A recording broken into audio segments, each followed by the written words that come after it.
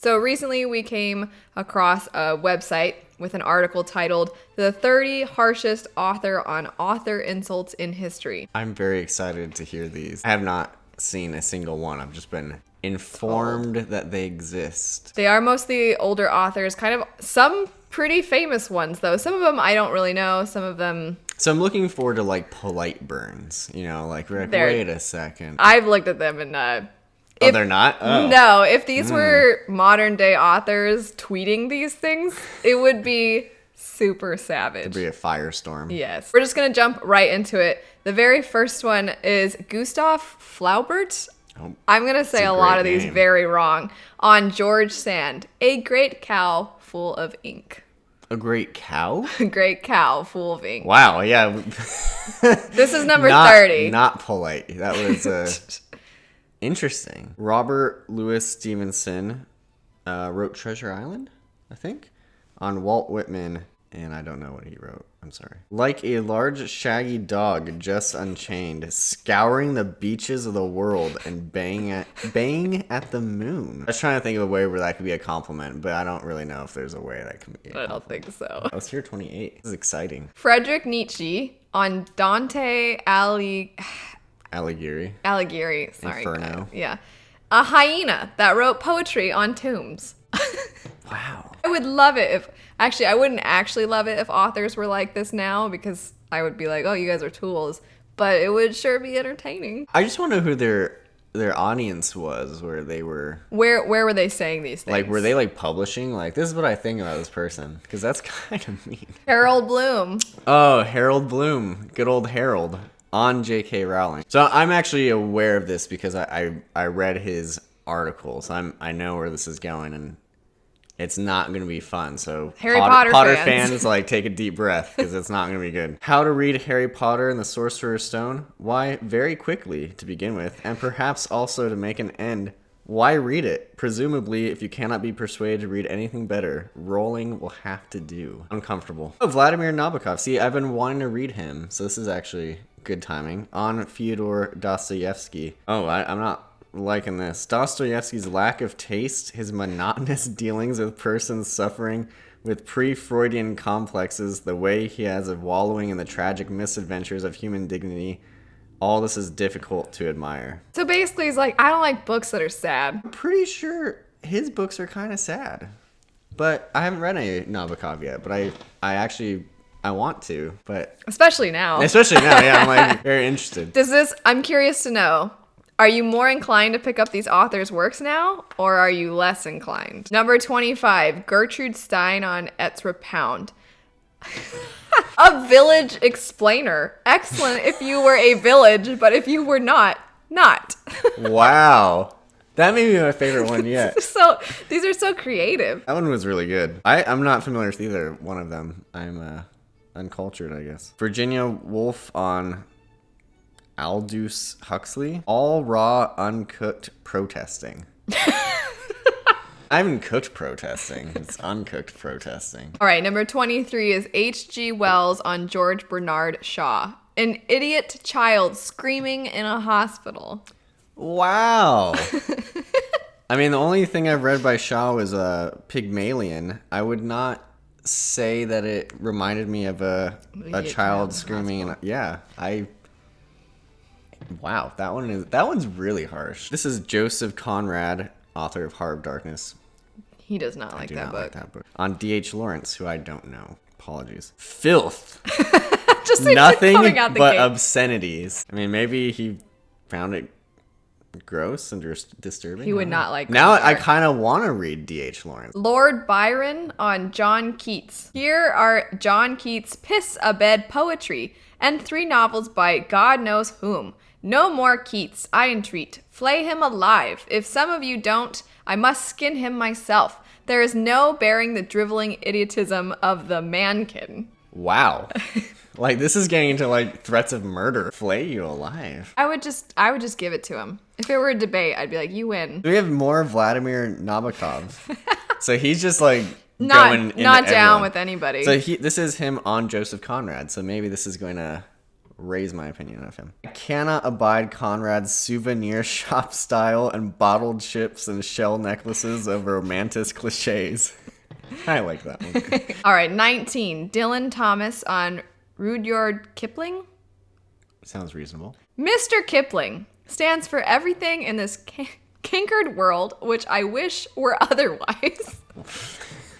Ralph Waldo Emerson on Jane Austen. Miss Austen's novels seem to me vulgar in tone, sterile in artistic invention, imprisoned in the wretched conventions of English society, without genius, wit, or knowledge of the world. Never was life so pinched and narrow. The one problem in the mind of the writer is marriageableness. He must want more diversity in his reading.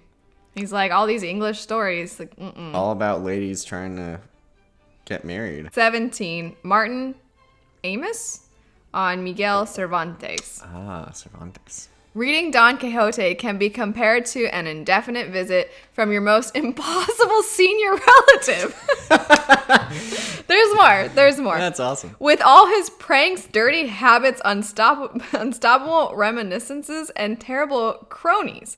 When the experience is over and the old boy checks out at last, on page 846, the prose wedged tight with no breaks for dialogue, you will shed tears, all right.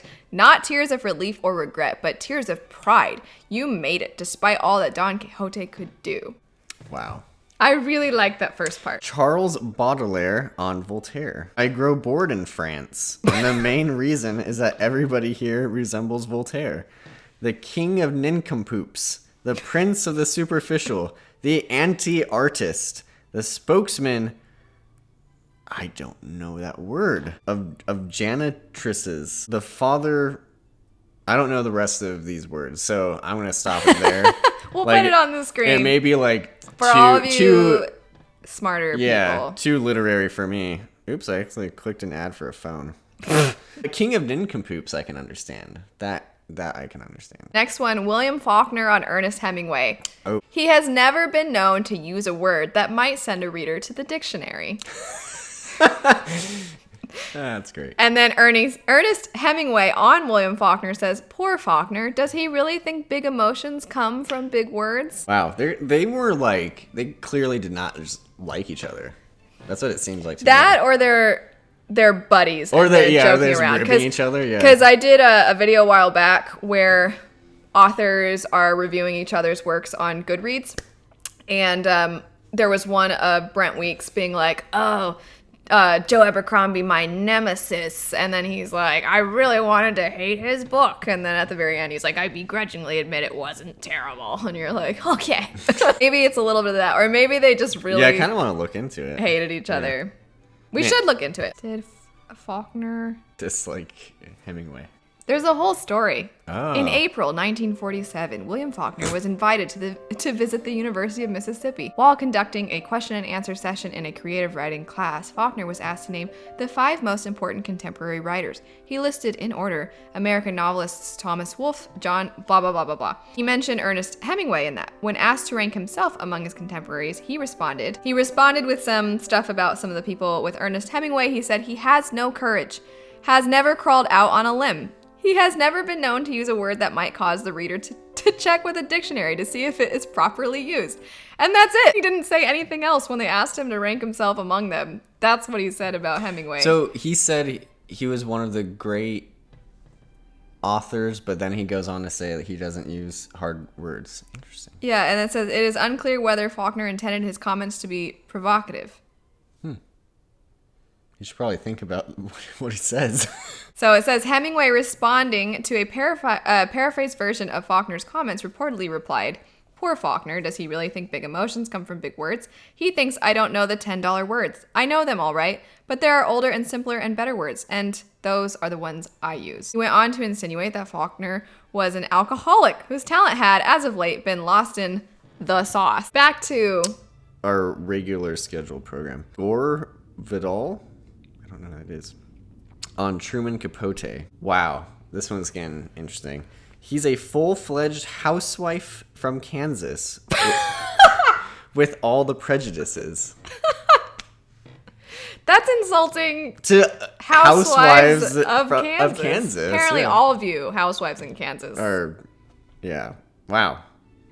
That was a good one. It's so specific. Oscar Wilde on Alexander Pope. There are two ways of disliking poetry. One way is to dislike it. The other is to read Pope. Very straight. Oh, poor Hemingway. Vladimir also dissed Hemingway. Wow, Vladimir.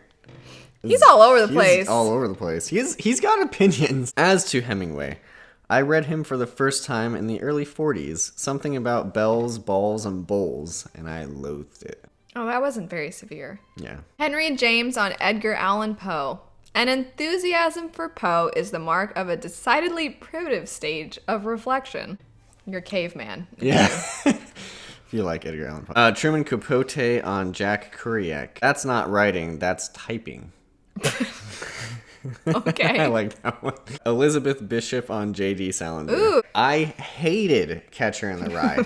It took me days to go through it, gingerly, a page at a time, and blushing with embarrassment for him every ridiculous sentence of the way. How can they let him do it? Are these like ranked, or are these just a list? I think it's just a list. Okay, I was gonna say I can't ignore the one where the guy's like, I want to like murder you and like flay you. I'm like, that's really disturbing. E.H. Lawrence on Herman Melville. Nobody can be more clownish, more clumsy, and sententiously in bad taste than Herman Melville, even in a great book like Moby Dick. One wearies of the something French. There's something false about it, and that's Melville. Oh dear, when the solemn ass brays. I added inflection on brays. I'm sorry, I don't know these French terms that people just toss around apparently. All right, number 6. W.H. Auden on Robert Browning. I don't think Robert Browning was very good in bed. His wife probably didn't care for him very much. He snored and had fantasies about 12-year-old girls. Whoa. Okay. Crossing a line. That one's a little not. Mr. Auden. That one was aggressive. Why would you what did Robert Browning do to you? Number 5. Evelyn Whoa. We'll go with that. On Marcel Proust. I am reading Proust for the first time. Very poor stuff. I think he was mentally defective. That's harsh. Mark Twain does not like Jane Austen. Who else didn't like Jane Austen? I can't remember. I haven't any right to criticize books, and I don't do it except when I hate them. I often want to criticize Jane Austen, but her books madden me so that I can't conceal my frenzy from the reader, and therefore I have to stop every time I begin. Every time I read Pride and Prejudice. Why every time? Why would you keep going if you don't like it? Come on, Mark Twain. He wants to like it. Every time I read Pride and Prejudice, I want to dig her up and hit her over the skull with her own shin bone. Dig her up. Wow. Oh, man. All right, so this is Virginia Woolf on James Joyce, particularly his work Ulysses. Okay. Ulysses is the work of a queasy undergraduate scratching his pimples. That's gross. It's really gross. Very descriptive. William Faulkner on Mark Twain. Ooh, it's not going to be good. A hack writer who would not have been considered fourth-rate in Europe, who tricked out a few of the old proven surefire literary skeletons with sufficient local color to intrigue the superficial and the lazy. All right, the very last one. D.H. Lawrence on James Joyce. Oh, I can't say this. There's a word I can't say in here. And not because I'm like Miss Goody Two-Shoes. It's like an insulting word about gay people. Oh.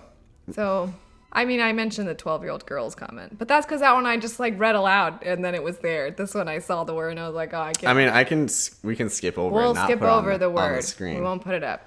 Nothing but something and cabbage stumps of quotations from the Bible and the rest stewed in the juice of deliberate journalistic dirty-mindedness. Wait, so it's the Bible. It's quotations from the Bible and dirty-mindedness? In a stew. If Very interesting mix. Who is the closest nowadays to this? Who throws shade like this? That's a good Terry question. Goodkind. I enjoyed learning a little about what these famous authors like and dislike. Have a great rest of your day. I hope you guys are all doing really well, and we'll see you later. Bye.